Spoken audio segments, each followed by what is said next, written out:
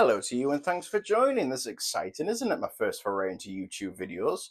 So you've either clicked on this video because of this beautiful handsome mug, you're looking to buy a Switch 2, or you already have a Switch 2, you're just looking to discuss it. So let me show you the Nintendo Switch 2. Let's get into it.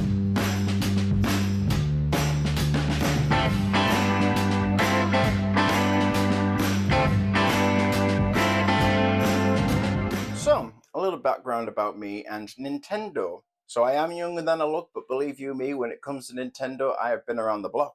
Started off with a Game Boy Color as a kid and had every single system until a Nintendo Switch 2 today. And that includes a Wii U, because everyone has an experimental phase during university, don't they?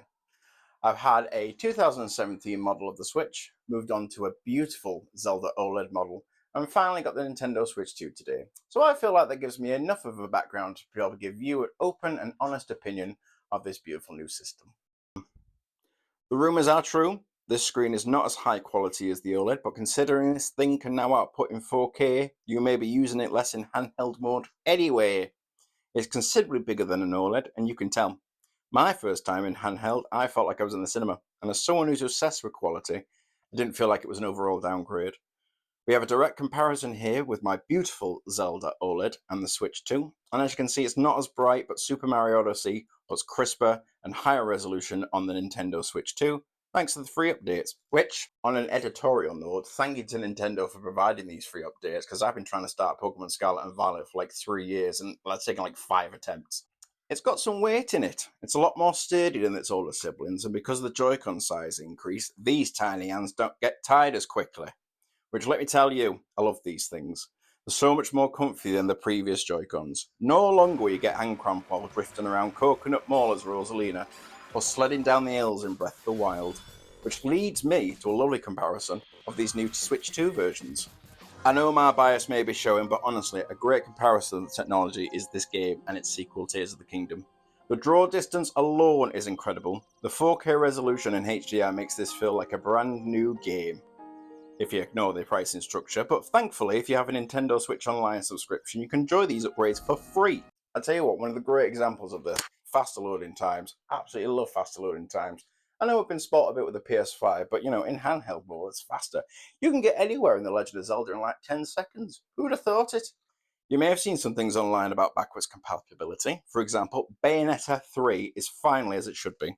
No update applied, just runs at 60 frames per second, so now you can beat the crap out those weird Zentai slime nightmare things. If you want a technical showcase, Cyberpunk 2077 is it. For a game that could barely run on the PS4 that is properly portable and has fun control options like a mouse, I would say go for it. Mind you, battery life isn't fantastic on the Switch 2, so keep a power bank handy if you're on a long trip.